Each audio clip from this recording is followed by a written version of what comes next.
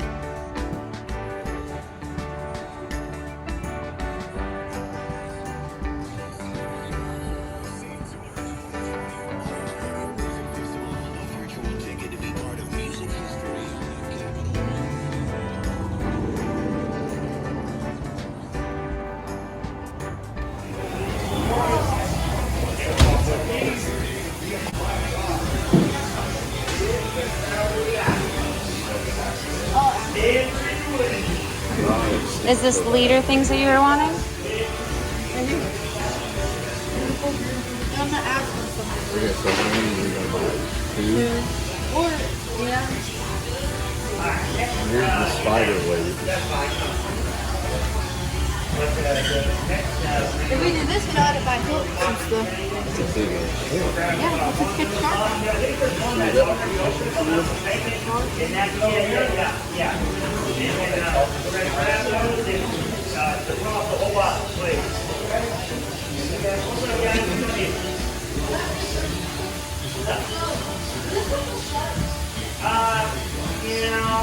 I mean, it will, but it's probably going to break with its string. If you're going after shark, you want to get the wire. There's one right there made out of wire. It's the same price.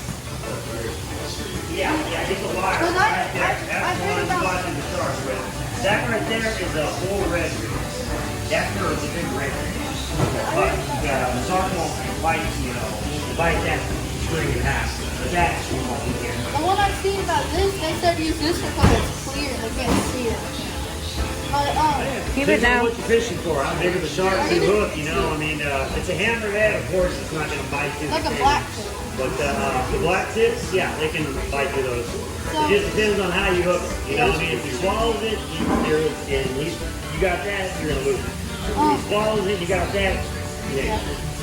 For this right here, would you put like a spider weight and it like grips on? Exactly what I was talking.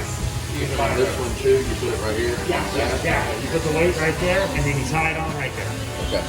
What else? Now, spider weights, unfortunately, I'm carrying the only one all I have. 7 ouncer, but I mean, that's really not a bad thing. So I'm fishing on the beach. Stay deep, you're going to throw it going down. You know what I mean? Put it all right there, and put it all around.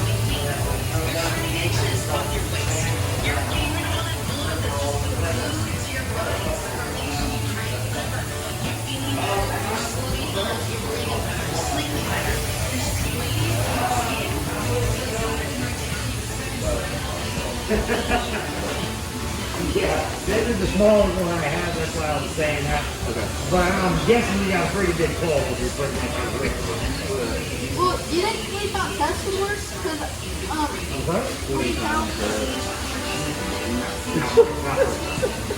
No, you need 40 points. Whenever I went down to the Jimmy from a pier place, I asked them what line to use. They said 20 to 50 pounds. And then they said like big old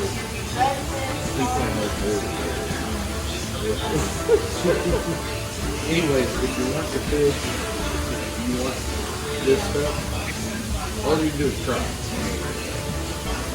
So you want to do 2 of these and 2 of those? Okay, so we're going to do these and 2 of those, please. You know that shark, right? Yeah. I've got some stingray and shad. Those are really well.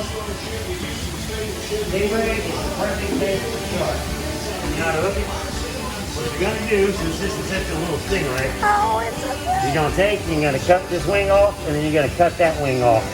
And then you're going to take that hook, and you're going to put one wing on the hook, you're going to put the other wing on the hook, and then you're going to put the body on top of those wings on the hook. Bring it right through the mouth right here. Where his mouth at, and bring it straight up through the head. Like that. Like that. Just let him float. He'll bleed. Shark will come after him. This right here works really well because it's very slimy and nasty and disgusting. And you smell it very far away. So you can just take this, put a few slices in it, put the whole thing on the hook. Hook them through the back, kind of like through the middle. That way when you cast it, he doesn't go flying off. I see some people try to hook on the stomach, but the stomach's soft. Oh, yeah. It'll go flying right off your hook. Which one would you recommend? They're both equally good. And I mean, this is only $3 a pound. This guy right here probably costs you $1. It's not very expensive. Pound of each. So it should be fine for you. It's okay. You want to do that? Yeah. You know, give you a couple hours to finish. Okay. Pound a piece. It's good. Stingray is awesome. I know. So the other day, my shrimper brought in the shrimp, and he was throwing them in the thing now. You know, throwing them in the tank. And I see swimming to the top, baby one, like that. Yeah, the baby one. I was like, oh, it's so cool. He didn't even have a barb on him yet. He was so small. So I picked him up and I put him in a bucket. And I was taking care of everybody. Well, when I got him in it, I went over there and I took him to the back and I released him. And I put him in my hand and I set him down in the water and he sat there on my hand and he swam off. And then he went out of the way and he came back and he got back on my hand. Aww, that's so cute. He didn't want to leave. I was like, come on, man, you gotta go. So he got off and he went underneath the dock. But yeah, another time the shrimper brought me, he's one that brings the Stingray. And he bought the load, he brought everything, and he went back to his boat to clean out his net and everything, and realized he left a back ray on the deck. A Stingray, been sitting there forever. Big back ray. I mean, it must have been about this big. So he brought it in and set it right here, and I had a helper, and I told him, I said, hey, go get one of the big bags. We're gonna put it in the bag. We're gonna, put them in the freezer until we need it. You know, it's like this. And he goes, all right. So he gets the bag, and I'm helping the customer, and I'm looking, and I can see him out of the corner of my eye, and he's sitting there, and he's staring at it, and I'm like, dude, what are you doing? Put it in the bag. He goes, man, I think this thing's still alive. I said, there's no way. It's been out of the water for hours. So I said, well, let me see. So I come over, I look. And I see that little head, that little hole open. I think you're right. I think it is alive. So I grab it, I take it to the back, and I set it down in the water. Sure enough, so He's breathing both. Well, when he brings them to us, he cuts the barbs off. You know, because you don't want to get barbed. We cut the barbs off of them too. We don't want to get those. No. We've already taken all the barbs off. So, anyways. You know, I see blood coming from the bottom of it. I'm like, oh, okay, you know, he cut the barbs off. That's probably why it's bleeding. Well, then I seen like a piece of it falling off, and I'm like, oh man, what the heck, you know? And then I seen another one, and I'm like, you know, what's going on? So I move it down like this. It starts giving birth. Really? Yeah. And when they come out rolled up like that, and then they unfold like that. You know what I'm saying? Yeah. And it was really cool. So after the third one came out, I let it go. Yeah. It had two more, and I came back up here because I was busy. It had two more. I went back there and sit back there with the babies. And so I get the stick and I kind of prod at it a little bit. She gets up and swims away, and the babies go right by it. That's so cute. Crazy. I couldn't believe it. What are these right here that you put in the sand trout. It's cut bait. You can just use it as cut bait, same thing like the shad does. Okay. I just did it to equal you a pound. Okay. So you get a pound. You got a pound of beef here. You want to put some ice on this? Please. Yeah, but I took pictures of that and put it on Facebook. That was so cool. Yeah. I told the stripper, anything you bring in here that's alive, I'm throwing back in the water. I don't put it in my window to sit here and flap around, you know what I mean? But yeah, that little Stingray was really cool. Yeah, all that red sage one right there, we got 17-pound test with it, and we looked it up in Mojo, so we were fishing with the captain, and I pulled her up with a jump, and I just started. Big old catfish, huh? No, it was a big old spoonbill. It was like at least a 40-pound spoonbill on 17-pound test. Man. It was crazy. I've seen them groupers eat whole sharks. Right. People are reeling the shark in, the grouper comes up and eats the whole shark like this big. I'm like, oh my God. Never seen a grouper eat a shark before, but it was starting to get big. It like eat people. That's cool. Sports angler ruler. Okay, 2 centimeters.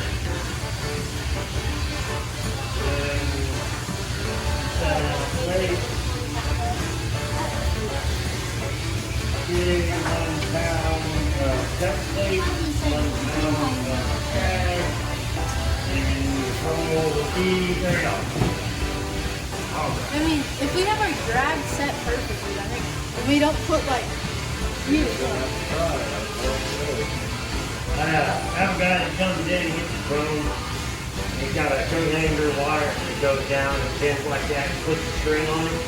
He flies the drone, you know, way out there. And then all he does is he put it reverse. And when he puts it reverse, the line falls off. So that it drops the line way out there. He said he gets, you know, sharks all the time. That's awesome. Yeah, it's pretty clever. We don't have like that stuff, so we're just gonna throw it out there and hope for the best. Yeah, throw it out there, let the current take it. But you're not gonna be on the fishing pier, huh? No. If you go to the fishing pier, go to 91st Street. It's a longer pier. It goes out farther. It'll put you out in the water farther. You have a better chance of That's where they like to go. On 91st now. The only thing about that is if you do hook a shark, they don't let you bring them up on the dock. Right. On the thing. What about They won't let you use their net either because they're afraid you're going to get tore up. So you're going to have to fight it and short. Basically go down to the beach and reel them in, bring them to the beach, let them out? take the hook out, take a picture, feed them or let them go, whatever. What about that San Luis Pass all the way Oh down? yeah, San Luis Pass is about a 20-minute drive. You go up to the beach, make a right, go down, keep going and going and going until you get to the toll bridge. And right before the toll bridge, you'll make a left off the dirt road, and then you'll go to the right, and it'll take you right underneath San Luis Pass. Okay. It's where the Gulf meets the bay. Okay. Don't go swimming. If you're not a strong swimmer, do not get in the water. The current is terrible.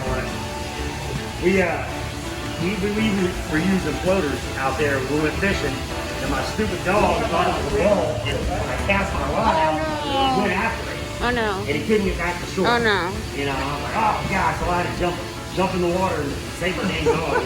The lifeguard, I had to swim him back to the shore. He couldn't make it back. All right, this tube of pie. He would have drowned. If I would have went in after, he would have drowned. Well, thank God for you. Show me what you got.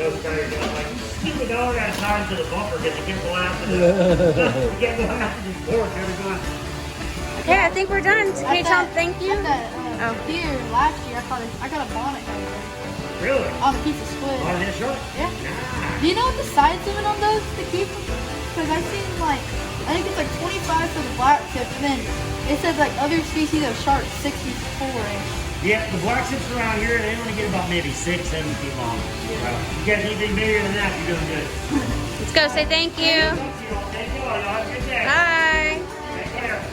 Good job.